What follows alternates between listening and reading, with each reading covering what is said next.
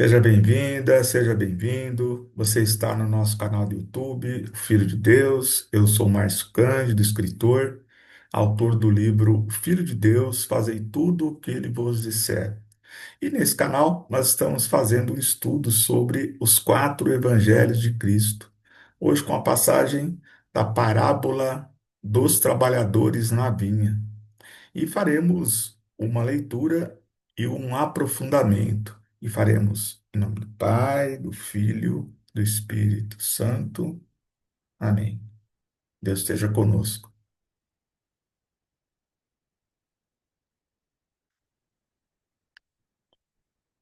Essa passagem segue narrada exclusivamente no Evangelho de Mateus. Mateus, capítulo 20, versículo de 1 a 16. Porque o reino dos céus é semelhante ao pai de família que saiu de manhã cedo para contratar trabalhadores para a sua vinha. Depois de combinar com os trabalhadores 1 denário por dia, mandou-os para a vinha. Tornando a sair pela hora terceira, viu outros que estavam na praça, desocupados, e disse-lhes: Ide também vós para a vinha, e eu vos darei o que for justo. Eles foram. Tornando a sair pela hora sexta e pela hora nona, fez a mesma coisa. Saindo pela hora 1 décima, encontrou outros que lá estavam e disse-lhes: Por que ficais aí o dia inteiro sem trabalhar? Responderam: Porque ninguém nos contratou. Disse-lhes: Ide também vós para a vinha. Chegada a tarde, disse o dono da vinha ao seu administrador: Chama os trabalhadores e paga-lhes o salário, começando pelos últimos até os primeiros. Vindo os da hora 1 décima, receberam 1 denário cada um. E vindo os primeiros, pensaram que receberiam mais, mas receberam 1 denário cada um também eles. Ao receber, murmuravam contra o pai de família, dizendo: Estes últimos fizeram 1 hora só, e tu os igualaste a nós, que suportamos o peso do dia e o calor do sol. Ele então disse a um deles: Amigo, não fui injusto contigo. Não combinamos 1 denário? Toma o que é teu e vai. Eu quero dar a este último o mesmo que a ti. Não tenho o direito de fazer o que quiser com o que é meu? Ou estás com ciúme porque sou bom? Eis como os últimos serão os primeiros, e os primeiros serão os últimos. Então, essa é a narrativa de Mateus sobre a parábola dos trabalhadores na vinha. Bem, agora vamos fazer um aprofundamento, mas antes quero te convidar, se você ainda não está inscrito no nosso canal, se inscreva para não perder nenhuma de nossas atualizações. Deixe aqui o seu comentário sobre qual a sua opinião sobre essa passagem, sobre o nosso estudo. Compartilha para que mais um irmão, uma irmã também possa fazer parte desse estudo dos quatro evangelhos. E também deixa aqui uma curtida, porque é muito importante para fortalecer o engajamento, né, o alcance do nosso canal. Amém? Bem, então vamos aqui refletir sobre a mensagem do Evangelho de Mateus.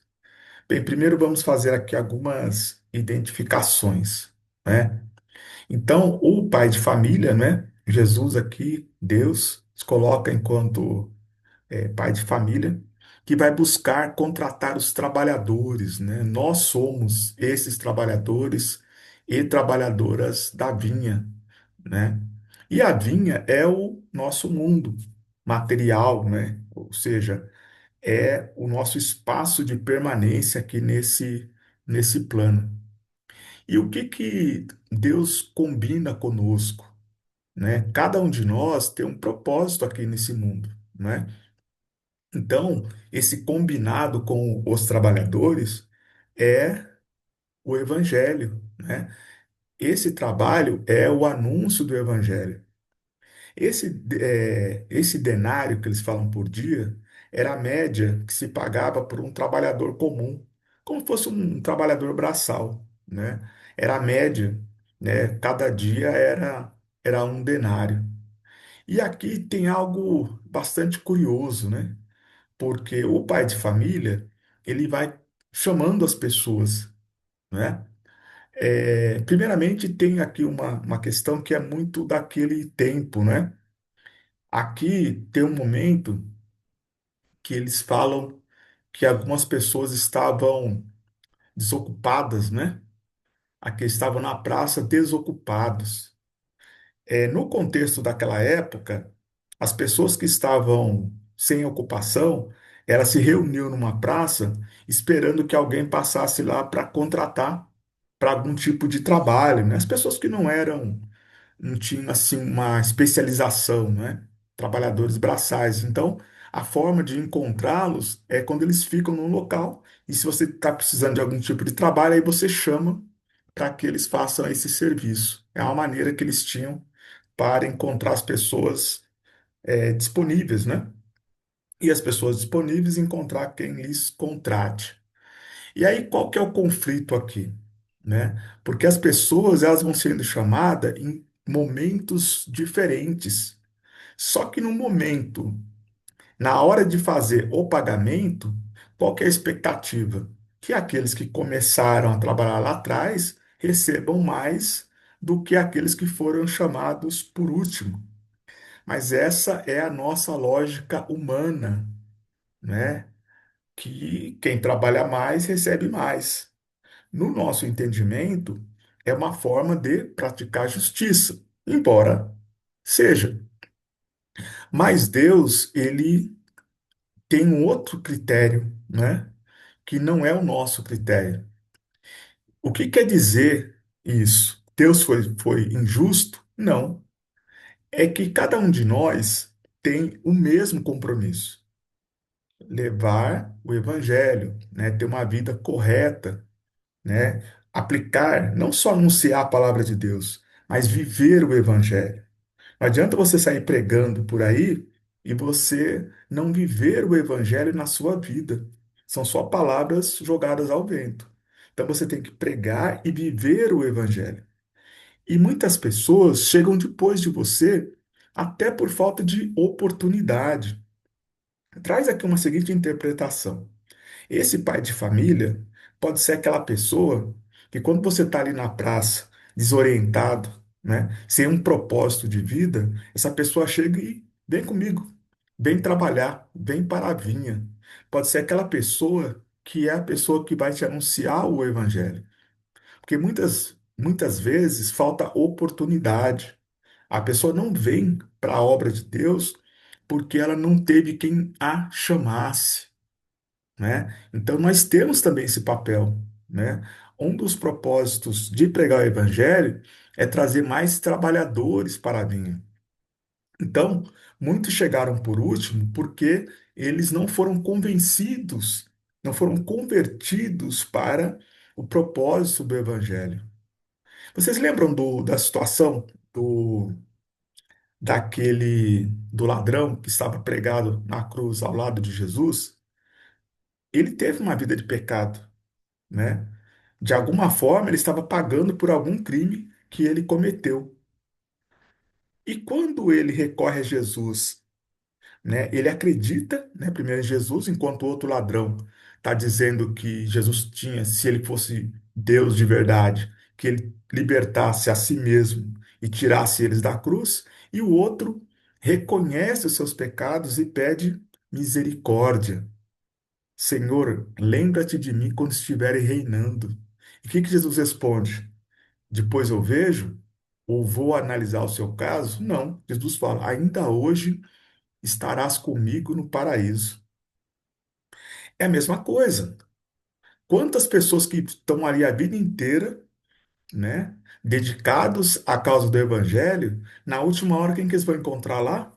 Aquele ladrão que estava pregado na cruz ao lado de Jesus, que no último minuto, no último suspiro da vida, ele foi perdoado e ganhou o reino de Deus, assim como aquele que labutou a vida inteira, que enfrentou o sol, que enfrentou perseguição, que enfrentou violência.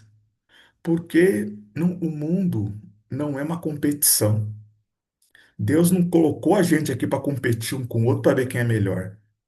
Ele espera a resposta de todos nós. Ele espera o mesmo engajamento. Não importa de quanto tempo. Deus não mede da forma que nós medimos. Ah, não, eu vou chamar o Márcio, porque o Márcio está, imagina, ele está ali desde a juventude, lá lutando comigo. Eu não vou chamar aqui o Silvano, não, porque o Silvano acabou de chegar. Não, não é essa a relação, tá? Deus ele tem outros critérios, né? Outras métricas. E Deus é justo sempre, né? Então, o reino de Deus ele está disponível até o último minuto. Por isso que cada dia é uma bênção, né? Cada dia que você acorda de manhã, você abre os olhos, é uma oportunidade que você está recebendo.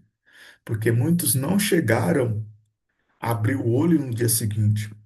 E você tem a oportunidade. E daí você tem que fazer o seu melhor. Não existe negociar com Deus, né? O tempo todo a gente quer negociar com Deus. Ah, não, eu quero mais porque eu fiz mais. Com Deus não se negocia. Deus ele tem os seus próprios critérios que nós não entendemos por causa da maldade, da malícia do nosso coração. Amém? Então vamos entender que todos nós, sem exceção, temos a mesma tarefa.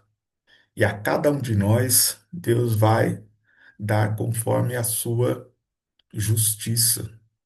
Então, perseveremos, né, na obra de Deus, na vinha, trabalhando e acreditando que a recompensa virá. Vocês lembram, quem está aqui seguindo nosso canal? No encontro passado, Pedro perguntou para Jesus, né, o que nós vamos receber por ter abandonado tudo para te seguir, né? Então, é a mesma recompensa, né, de cada um de nós, conforme não os nossos critérios, mas conforme o critério de Deus. Amém? Então, persevere, não olhe para o lado, não tenha ciúme do seu irmão, da sua irmã, não tenha inveja, porque por alguma maneira Deus os tratou da mesma forma. Talvez aquele que te perseguiu também pode ter a oportunidade no reino de Deus. Lembra-se que o apóstolo Paulo já foi Saulo, um pecador, um judeu que perseguia os cristãos, mas que um dia se converteu, assim como o ladrão pregado na cruz no final da sua vida. Então Deus é justo sempre.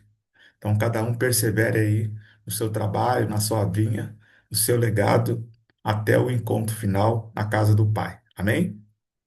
Muita luz no seu caminho, muita paz, muito brilho, muitas conquistas, muita força na caminhada. Amém?